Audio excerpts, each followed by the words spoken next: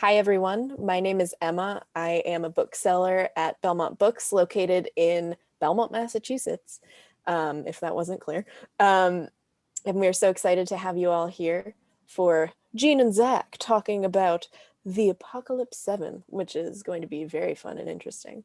So before I get into who these guys are, we have some events coming up. So tomorrow we have Lori Frankel in conversation with Julie Carrick Dalton, who is a friend of the store, and she's talking about her novel 123. And then on Thursday we have a monthly bedtime story, which I get to host, which is very fun. We have 3 authors telling bedtime stories. And so you can get in your PJs and have a good time and just get ready for bed. And that's very nice. So join us for either of those if you please. You can also see more at belmontbooks.com/event. So now let me go to my blurbs. So Gene is the author of more than 20 sci-fi and fantasy novels, including The Spaceship Next Door and The Frequency of Aliens, the Immortal series, Fixer and Fixer Redux. Redux. God, you'd think I'd know how to read. Unfiction and the Tandem Star books. Gene lives in Cambridge, Massachusetts. And then Zack is a compulsive learner and creator. He holds half an art degree, 2/3 of a music degree, and about 1/4 of a philosophy degree. He worked on projects for FEMA, the US Army, and the Department of Defense, none of which elevated his security clearance. He was a designer on several video games, including World of Tanks and the FEAR series, Fear series. But he's more proud of the indie games and music albums he's released under the name US Killbotics. He lives in Chicago with his wife, Tara, and spends his evenings playing various Super Mario games with their 2 daughters, London and Brooklyn. So without further ado, I will turn it over to Gene and Zack. Thank you, guys. Thank you. How you doing, Gene? All right. Where are you? So I'm great. As of now, it's been about 10 seconds since I knew you had 20 some odd books. I Well, had no idea. I didn't hear in your bio that you had any books. So what bio did you send them? I should have checked that. I just sent them the link to my agency. Oh, okay. So let's talk. So before we talk about this, let's talk about your book because you gave me a great blurb, and I want to mention that you're the author of The Last Human. That's very kind of you. Yeah, I wrote a book called The Last Human. That is actually my first published novel, so it's pretty obvious who's interviewing who here. And I also do a webcomic online by the same name, which is now way more popular than the book. So you might maybe as a comic artist instead of an author. We'll see. I'll toss you a script later for that. All right, I'm in. So I don't want to, take up the entire time with me, since we're obviously here to hear about the Apocalypse 7. So I think, though, my suspicion is that we both ended up here because we have some things in common. Obviously, we're interested in the apocalypse. At least, actually, you know what? More accurately, what comes after the apocalypse? The apocalypse is boring. That's old news. We're talking about what comes next. So I think the other thing we might have in common is that we sort of examine it through a humorous-ish lens. Would you disagree with that? No, I agree with that. And when I first decided to write a post-apocalypse story, it was right after The Spaceship Next Door was re-released. It was a reissue. I self-published the first edition, and John Joseph Adams published the reprint. But when that came out, my first thought was I'd love to do something in this tone, I guess, or approach to storytelling that I used with The Spaceship Next Door, which is much more gentle and lighter, I guess, than some of the other books that I've written. I leaned into the humor more with Spaceship, and I thought it would be interesting to write an apocalypse story where humor would not be the first thing one would think of looking for, and lean into the humor there too and see what happened if I did that. And I didn't have much more than an idea of something that would be kind of funny. in Yeah. order to write, right? So like Yeah. I began with like, what would happen if you woke up and the apocalypse had already happened and you missed it? You slept through the whole thing. That's hilarious to me. Probably not to anybody else, but to me, I found it really funny. And so I wanted to see what would happen if I tried telling a story like that. And so I took that and I ran. Yeah. Well, that's what hooked me actually, because if someone had just said, "Hey, here's a book about the apocalypse," then I would have instantly thought Octavia Butler or Emily St. John Mandel. And I've had my heart ripped out of my chest enough times Yeah. by post-apocalyptic literature. But you use this word actually. Well, hold on. Let me read the tagline. You've got, "This is the way the world ends, not with a bang, but a whatever." So that already gave me a hint that I was not in for another Emily St. John Mandel. So could you tell us about that phrase, like where it came from? The whatever apocalypse. Well, yeah, right, because that's the first word in your book is whatever apocalypse. Yeah, that's the title of part one. I think that that came out organically of the one of the characters. Touré is the character who decided to start calling it the whatever apocalypse. That was actually going to be that was the working title of the book for a long time, I actually. see. And when we were trying to figure out what to call it, whatever apocalypse was one of our options.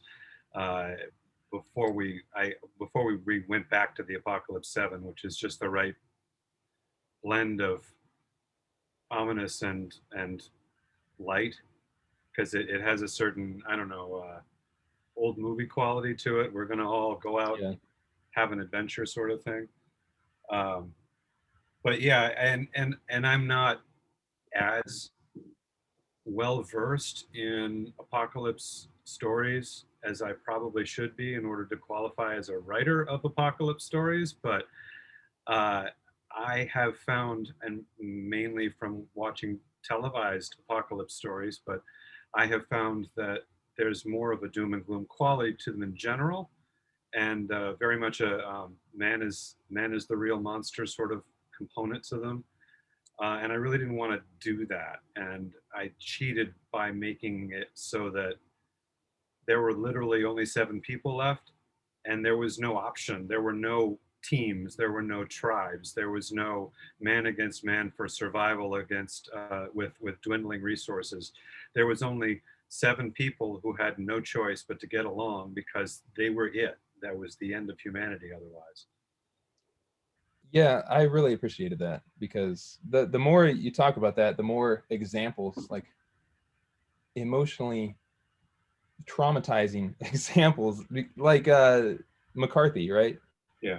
The Road is just like, or Snowpiercer that currently on Netflix or something like that. It's these are like horrible examples of what humans will do to each other. But you put us all on the same side, which was great.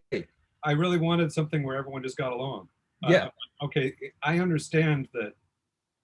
I understand that there's a grim perspective that people are horrible and that given their chance they're gonna Lord of the Flies the whole thing and but I actually have the perspective that there's a possibility that people can get along under extreme circumstances and recognize that um, instead of competing, that collaborating is the way to, it's not a zero sum outcome argument every time. Sometimes it's a collaborative team effort instead. And I wanted to represent that. I still wanted them to be fully realized people who disagreed and fought and had arguments and didn't even necessarily like each other that much. But it's difference between that and becoming the animal within and just braining somebody because they took the last croissant. I didn't really want to deal with that.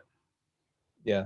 I'm not an expert on the subject, but I understand that a lot of our ideas for that Lord of the Flies come from fiction, whereas when we see examples of people like in tough situations, they do band together, just like what you described. Yeah. Which is a relief to me as a human. I like to think that, we can occasionally do something right. Yeah, I agree. All right. So getting into the book here, past the first page, which starts with whatever apocalypse. Basically the whole book takes place in Cambridge, right? So are you in Cambridge right now? Yeah. Okay. And actually, the Belmont bookstore that is hosting this event is maybe 2 miles in that direction, probably less than that. I could probably jog over there and sign some books if they're open. Well, I wouldn't jog. I would probably drive, but I could walk if I wanted to over there and sign some books. Um, I've lived in Cambridge and this whole area, Cambridge, Watertown. I actually lived in Belmont briefly too, for my entire life, effectively, except for 3 years at a boarding school in Northfield, Massachusetts, which is where the Spaceship Next Door was set. Anyway, so yeah, I set it where I live, and it was very much a case of doing, writing what you know, because I had this idea for this story, and I'm like, all right, well, if I'm gonna have this extreme circumstance where everything's overgrown, there's no, you read the book, there's no electricity, there's no food, they're overrun, there's animals everywhere. I did want to set enough of it familiar to me so that I didn't have to stretch too much in the creation of the world that they were sharing, because it made it easier for me to write it. And also because I wanted a place where I knew, for example, how long it took to walk from the middle of Harvard Square to the dormitory on the Charles River, or from the Charles River to the nearest supermarket, or from that supermarket to the hardware store on Mass Ave, or from the hardware store to get to MIT. I wanted to know those distances, and I had walked those distances. So it was a lot easier. Plus, it's a little fun to, destroy the city you live in. I was going to ask that. So I've lived in Chicago for decades, and I don't know Chicago well enough to plan an apocalypse. What I would do. So did you went on walking tours? Is that what I'm hearing? Well, kind of. You have to appreciate that Cambridge and Boston aren't that big. Chicago is enormous. You couldn't walk from one end of the Chicago to the other. I don't think you'd want to, but you couldn't walk from one end of Chicago to the other very easily in the same day. I can walk from where I'm sitting. Fenway Park is 5 miles that way, and I could walk it. It's 8 miles to the north end by walking that way. I've done all of these things. You could walk from one end of Boston to the other in a day, in an afternoon. So it wasn't that I did walking tours. It's just that this is what I did with my summers for a really long time. It's just, I could drive there, but I could also walk there. Why don't I walk there? Plus, if you've ever driven in Boston for any length of time, or tried to park in Boston for any reason whatsoever, that's almost impossible and or very expensive. So it's sometimes faster to walk places. I have accidentally walked from one end to the other of Boston. Okay. In fact, one of those guitars I bought in Cambridge at I don't know, Mike's Insane Guitars or some Monster Guitars, something like that. I'm somewhat of an enthusiast, but what Cambridge makes me think of is like sort of a European thing where the blocks aren't square. Just streets going everywhere. Cambridge and Boston, well, there's a reason for that. Boston's streets were actually designed by cows. So, okay, right in the middle of downtown Boston is the Commons. The Commons is where literally it was a common. You were allowed to legally bring livestock there to graze. It was common grazing ground. It still is, actually. If you have a cow and you want to bring it into downtown Boston legally, you can. But all of the roads that lead there, that go through there, were originally cow paths. So literally these roads were paved over cow paths. So yes, the city of Boston was designed by cows. So I'm going to admit that we're pretty far off my questions. So I don't know of a good way to segue back from the cow paths, but I'm going to try anyway. So setting, right? Yeah. We talked about setting, they say that's a character by itself, but you also had 7 protagonists, mm-hmm. and not in a novel the size of a George R.R. Martin novel. So you had to, introduce these people quickly. Mm-hmm. You had to get us to, sympathize with these characters so we didn't hate them. Yeah. We should be rooting for them. But also these people had very specialized knowledge. Like you had a teenage lockpick, you had a gun-toting preacher from the hills, you had a MIT professor of physics. So what research did you have to do on these skills and these people to make them believable? The skills I didn't do very much research on. The guns that the pastor owns, I had to do some research on, and only after my editor said, you should name the brands of guns or whatever. I don't know anything about them, but go ahead and do the research. So I would Google, which is a mistake, never do this. I Googled a whole bunch of like shotguns and rifles and stuff like that. Now I cannot stop getting spam emails selling me guns. Anyway, I did that research. I reached out to an astrophysicist friend for some questions that the MIT adjunct professor would know the answers to. But most of it I just sort of made up on the fly. Now, the character templates that I used in order to get characters with different skill sets, I actually modeled them after D&D classes because that just made it easier. It made it so that they had complementary skill sets from the outset, and it was a good shorthand for me. So I'm like, okay, well, I've got a bard, and what else do I need? So I would fill it out from there. Well, I definitely need someone who can open locks. So let me get a thief. And I need a wizard. So that's my astrophysicist. And I have a ranger who is Win with the horse. Yeah. Archery skills and I mean that was my shorthand. Obviously I filled them out more than that, but that's how I began.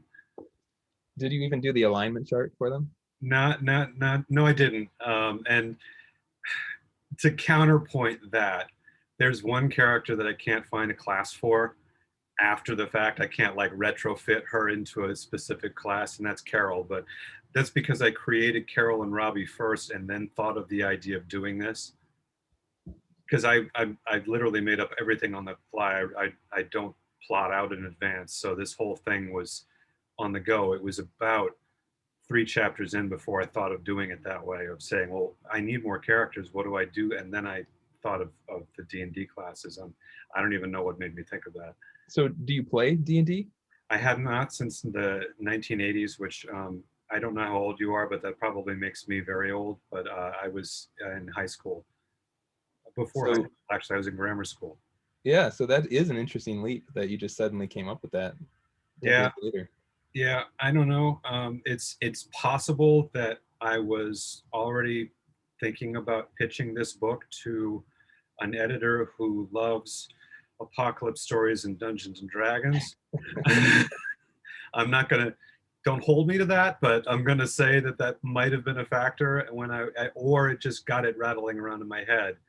I'm not really sure how I landed there. I also have a Tumblr, and D&D shows up on Tumblr a lot, so it's just part of the zeitgeist or something.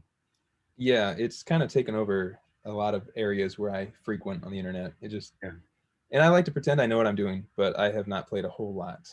And I've never actually been the dungeon master, which you are doing when you're telling the story. Exactly. Well, that's it. When I did play D&D when I was 6th grade, 7th grade, something like that, I was the dungeon master, and it was problematic because I was more interested in telling the story than in following rules. Like at one point someone said, why haven't you rolled the dice yet?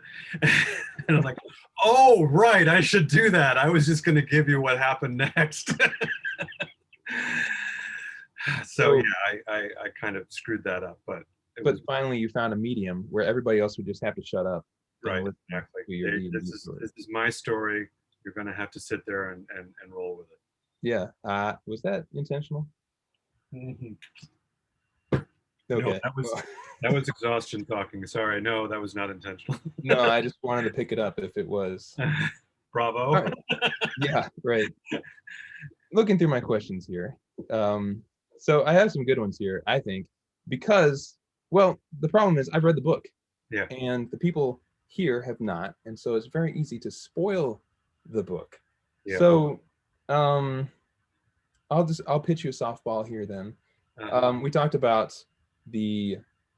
Cambridge being the main, setting for your story, and that you had to go around and do your research. So was there anything that was painful about that? Like that you had to picture this thing is completely destroyed, something that you loved.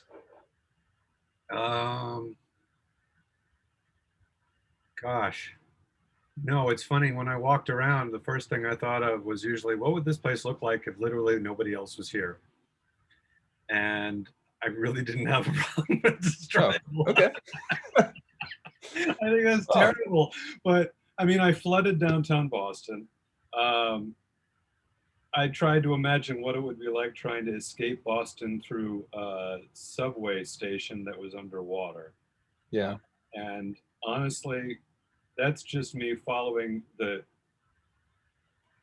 dark thoughts that I have when I'm walking around Boston or going in the subways. And I think there might be something wrong with me, but no, I didn't have a problem.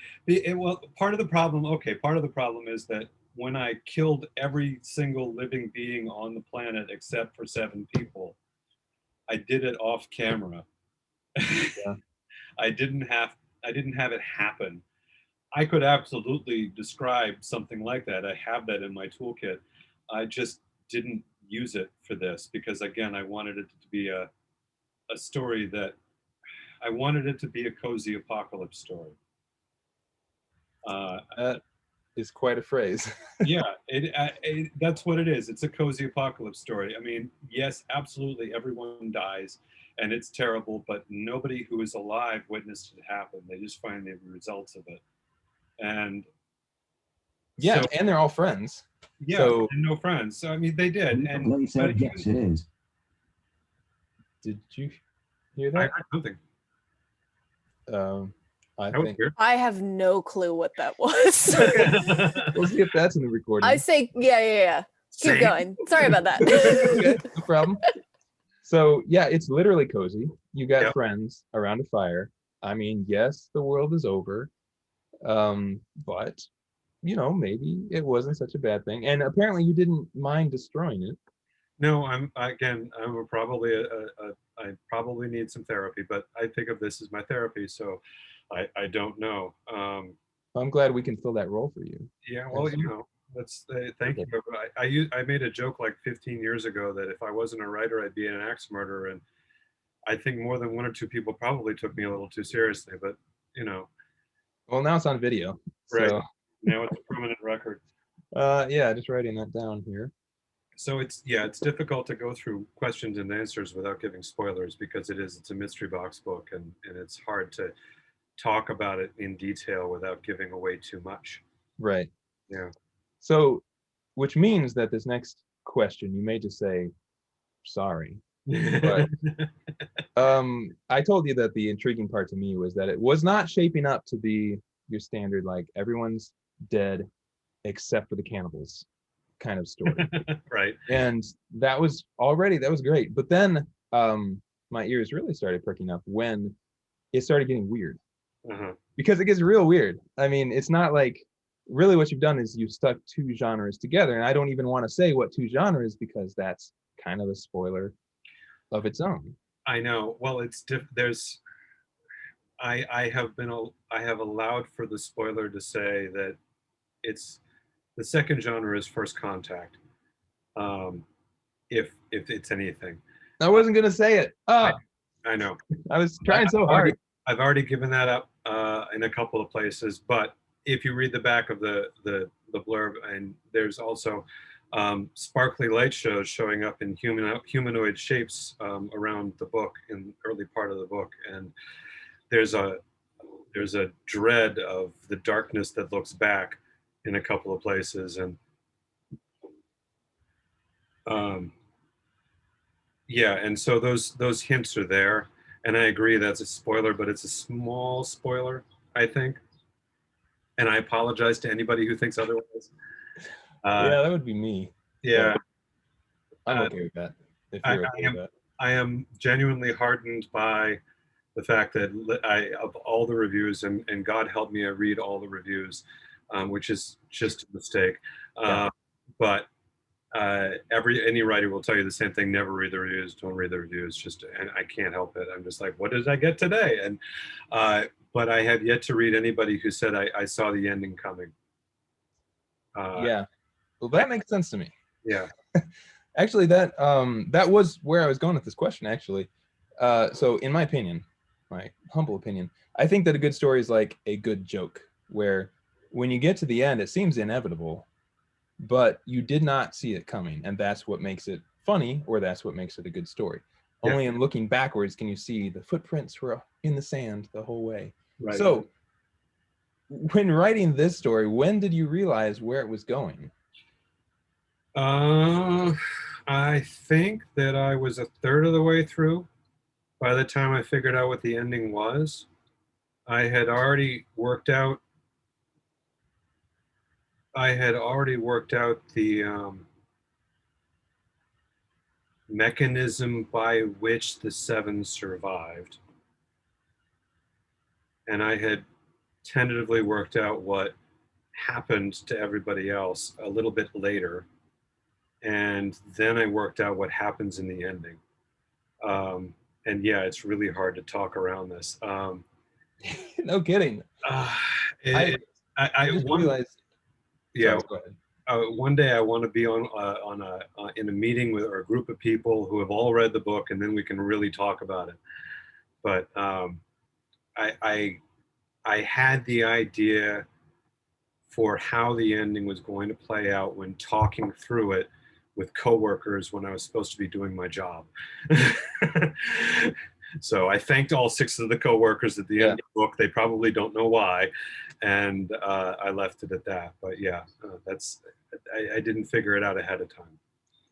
Okay, so that means then that you started with the apocalypse, and then the other genre just appeared a third of the way in. You thought, oh, you know, it'd be super cool. Oh, I still can't. I can't. I know. You're gonna spoil it. That's fine, but I can't do it for you. The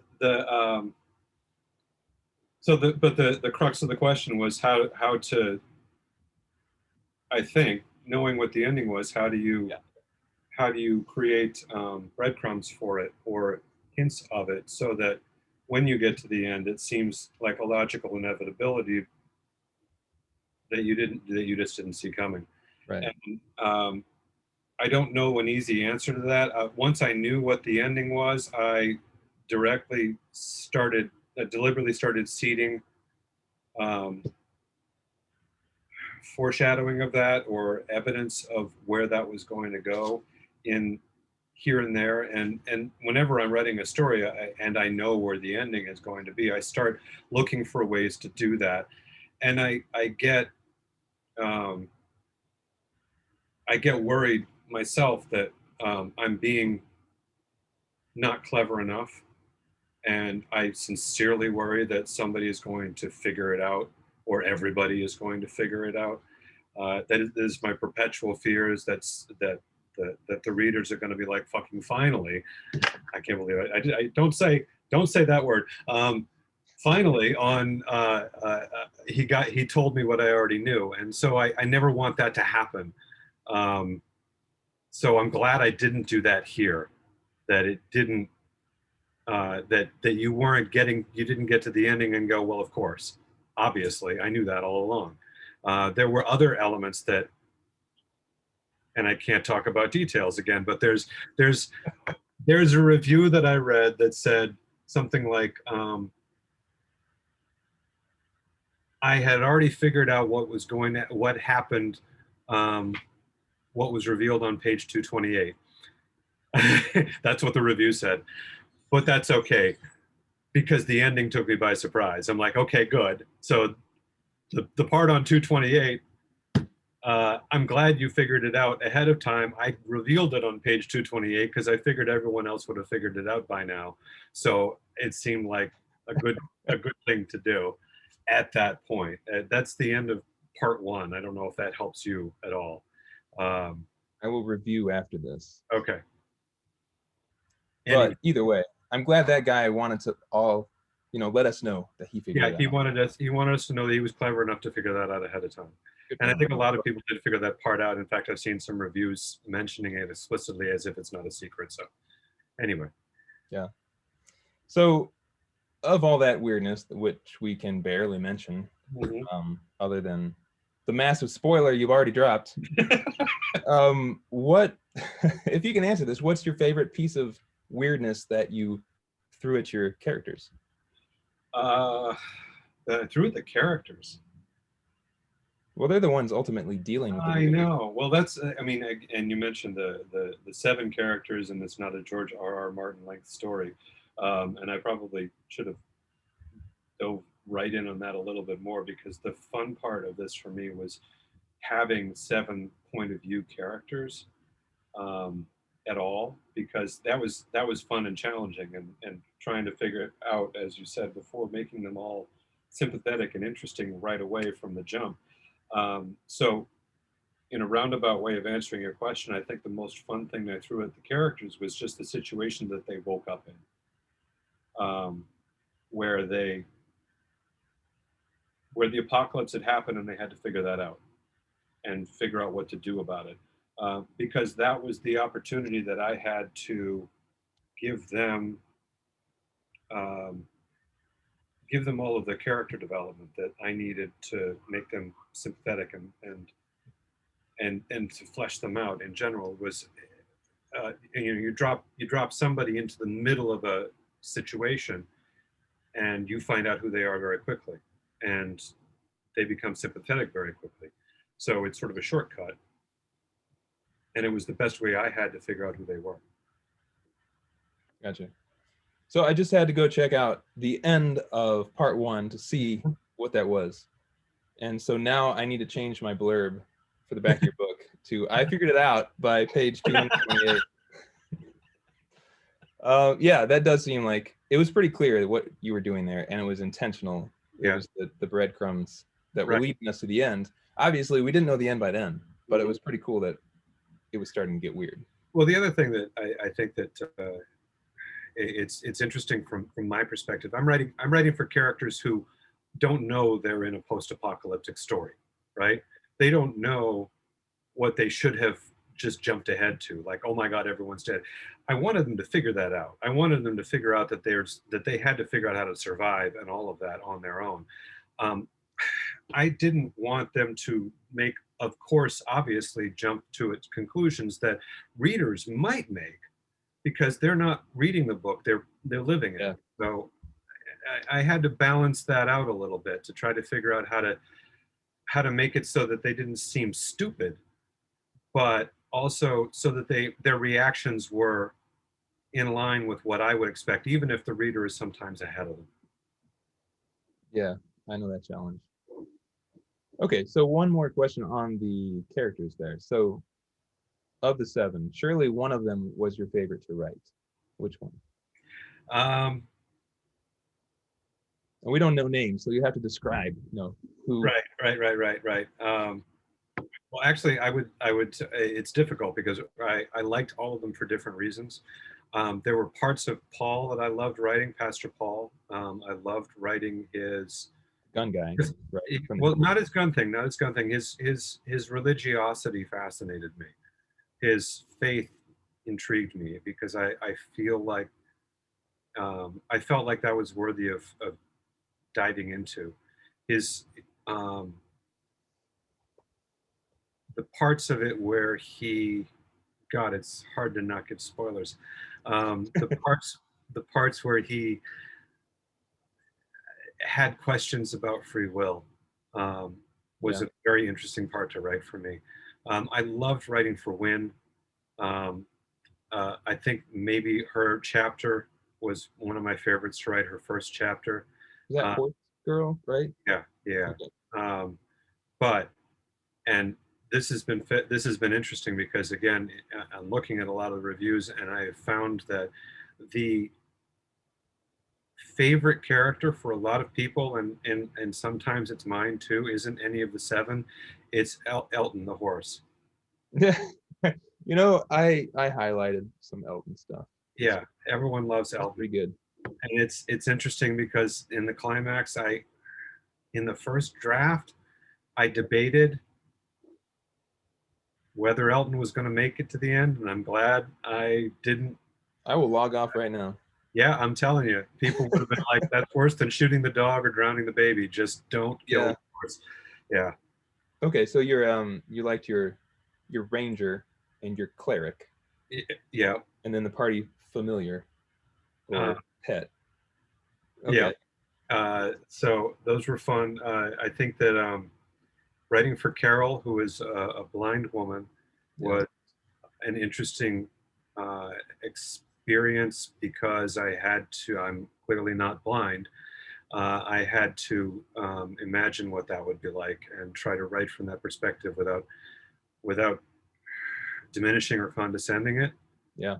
Um, and and you also don't want to do the there's a frequent thing with blind people where they're supposedly, the daredevil um, Yeah. element, right? They have super hearing, or they Yeah.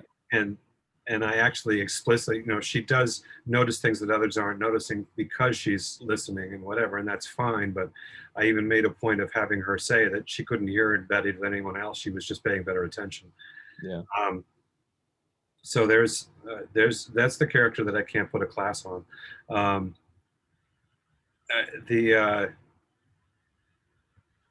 the the thief was fun because writing, for whatever reason, the spaceship next door, the main character was a 16-year-old girl, and for whatever reason, Annie Collins is her character's name. Annie Collins has been my favorite to write for, and the favorite of a lot of my readers. For whatever reason, I seem to be good at writing for young girls. From that perspective, I have no idea why. But Bethany grew up in the same area that I did because she's local for Cambridge, and a lot of the other characters are transplants.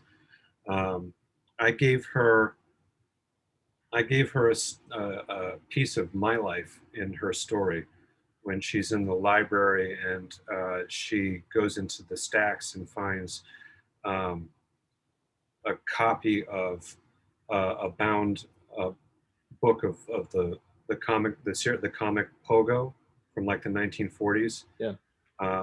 That was my experience in the stacks in the Cambridge Library as a child at about her age, finding Pogo and reading it because I'm like, well, there's a comic book in here, not really knowing that it was once serialized in a newspaper. So I like that about her for having that. I gave her that story because I liked it a lot. Um, I think Robbie was the most difficult to write for, actually. He's the first character I introduce and the ostensible leader and hero of the story. And I Yeah. had a lot of trouble writing for him, and I'm not sure why that is. It's the Charles Dickens problem. Everybody's interesting to you except your main character. Yeah, maybe. Okay. So stepping back from I just got I guess 2 questions here on the publishing side of things. Uh-huh. And then there are a couple questions here from the people listening. So the reason my mind was kind of blown by the fact you have 20 some odd books out is because I understood that this was your first traditionally published, other than The Spaceship Next Door. Yeah. So The Spaceship Next Door you wrote as an indie, as apparently your like 29th indie or whatever it was. And then it got purchased by John Joseph Adams Books, right, and released. Then this one was your first that just followed the complete traditional publishing thing, right? Yep. So is that something you were working toward, or did you just say, you know what, I'm an indie author and I'm making an indie career with my millions of indie books? Was this a path that you saw before you got there? I'm sort of following my own accidental path, kind of. I mean, I started writing novels a long time ago. The first novel I wrote that I think was ready to be published was Immortal, and I finished that in 2003. I actually didn't self-publish that initially. I had it indie published with a small publisher that no longer exists, along with the second book in the Immortal series and Fixer. When I wrote The Spaceship Next Door, it was after I had already started self-publishing novellas in the Immortal universe, using the same character from Immortal, as a means to reinvest the character in the minds of people so that I could write a third book for him that I was going to publish with that little indie publisher. But I was making much more money from the novellas than I was from the novels. So I said, I'm going to write a full novel and publish it myself. So I wrote The Spaceship Next Door and I published it myself. And it did so well that I went to the publisher and I got the rights back for the other books.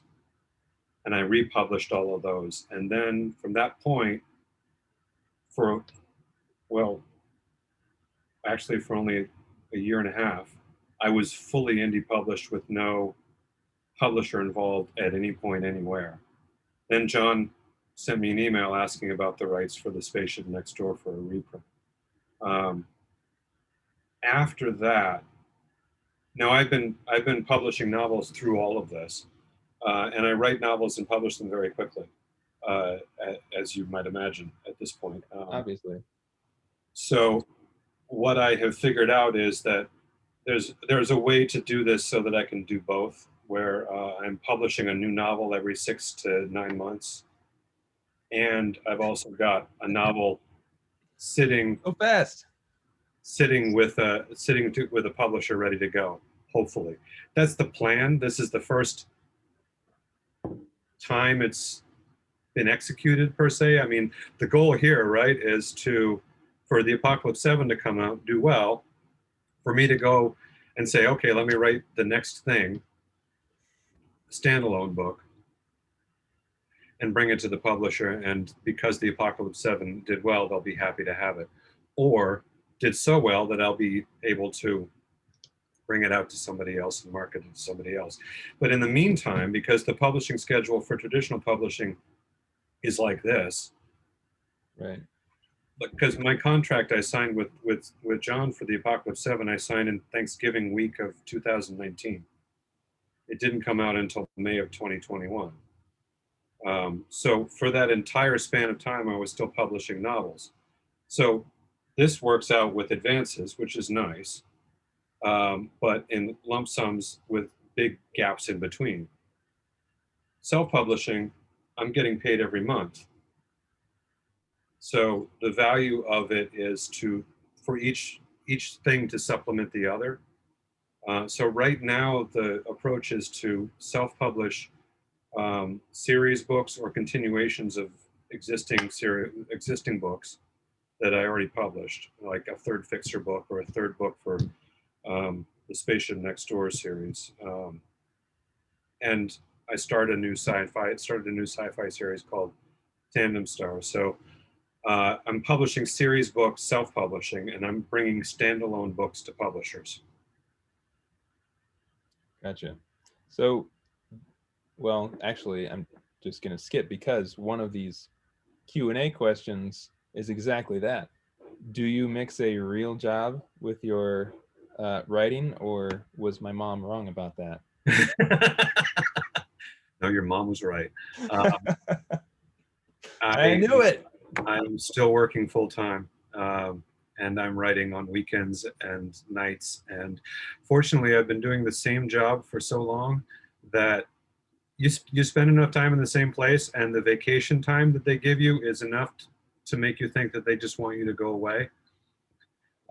So I have a ridiculous amount of vacation time, and anytime I need to finish a novel, like if I'm in a sprint or something like that, I can just take a week off and just finish it. So the example would be the first 2 books in the Tandem Star series have come out already. I published them between the time I signed that contract and the time it came out. The 3rd book is scheduled to come out at the end of October. I'm not done writing it yet. But it has to come out at the end of October because I already signed the audio rights away, and Blackstone Publishing wants their audio book by the end of October. So I have to have it finished. So I'm about 77,000 words into it. I think I have another 10,000 to go. So if I need to get that 10,000 done, I might just take a week off and just power through it, which is, I think, what I'm going to be doing very shortly, just to get the draft done. And then I can relax a little bit and not worry so much about it. And then I can write the blurb and all of that other stuff. But so yeah, I spend most of my time sprint writing, like 10,000 words over the weekend if I'm lucky. So do you look back on all the stuff that you've written with any kind of like regret or like, no, I hope nobody reads that one anymore? Or have you just Um, have you every, matured? I should ask first. Do you think you're a better writer now? oh yeah. Okay. Oh, So absolutely. second question would be, then do I, you regret? I don't, well, since I control the rights to all of my books, there isn't anything out there that I regret, because if I regretted it that much, it wouldn't be out there. Okay. There is one book that is published under a pseudonym that I will never tell you what is, because it's not in a genre that we're here to talk about today. Uh-oh. And it never did well, and that's fine. I parked it somewhere else under a pen name and left it there. But no, I'm proud of all of my books. But there is an obvious um, progression in storytelling skill over time. Like, I think that the person who wrote the first the first Immortal book, um, is not the same person sitting here now. Okay. Uh, Writing for Adam it was um, a first person fantasy book about an immortal man, um, written in the tone of a blogger. Um, and I had a lot of fun writing for Adam, and I still do want to write for Adam. I probably will write another book for Adam, but not anytime soon. But that first book is not the same person that I am now. He said things that I wouldn't have had him say now. Yeah, I understand that. Yeah. Okay. So then, last on the publishing thing. So before you came to John Joseph Adams Books, you weren't, yeah, I was making sure not to get into the song there. You were not much of a short fiction writer, right? Yeah. But now, because he owns Lightspeed, you have now published several short pieces through Lightspeed. 2 with a third coming up. Yeah. Okay. So is that something you see yourself doing more of in the future, or is that Yeah. just John? Yeah, it was a lot of fun, actually. That also came out of nowhere, which is apparently how I get everything done. The in let's say, right, the height of the pandemic, April, May 2020, we were just getting down to the edit for the Apocalypse 7, and I was tired of the title, the Apocalypse 7. So I wanted to come up with something that was more different, clever, something. And I came up with the idea for Schrodinger's Catastrophe as a title, which is perfect for the book, but it's a little too whimsical. Yeah, but it's a good name. It is a good name. So I brought it to John saying, I know this is probably a bit too whimsical, but let me give it to you anyway. And he said, no, but it would make a great short story title. And I said, you're right, it would. It's too bad I don't write short stories. And he's like, okay. And then the next day I had an idea for it. And I'm like, John, I have an idea for a short story. I'll have it for you in a week. And I wrote it in about 10 days and I sent it to him. And he's like, he loved it. And they published it. And so I said, this is fun. So I thought I'd try. And but then they weren't going to publish it until like just before the Apocalypse 7 came out. And I'm like, I was really hoping he would publish it in 2020 and not in 2021, because selfishly, I want to have something that would be eligible for awards. Yeah. It hasn't been nominated for any awards, but that was my thought. It's like it's ended up in a couple of best of anthologies, but it's not, which is nothing to sneeze at, but it hasn't won any awards, which is fine. I'm fine with that. But that was the selfish reason. I said, can you do it in 2020 instead? Yeah. And he said, I could put it into the November one, but we should really have a short story to come out in Lightspeed before the Apocalypse 7 comes out. And I said, all right, let me think about it. So the next day I'm like, John, I have an idea for you. It's called Hypnopompic Circumstance. And here we go. And I went and I wrote it and I gave it to him. And so they published that. So that's how I ended up here, is just me thinking of clever titles and then coming up after the fact with short story ideas. The third story they're publishing, and I'm not sure when it's coming out, is called Memoranda from the End of the World, which I'm very happy with. It's an actual short story. The other two are actually long enough to be considered novelettes, which I did not know was a thing. Is that bigger or smaller than a novella? Bigger. No, smaller than a novella. Okay. bigger than a novel, bigger than a short story. A short story is 7,500 words or less.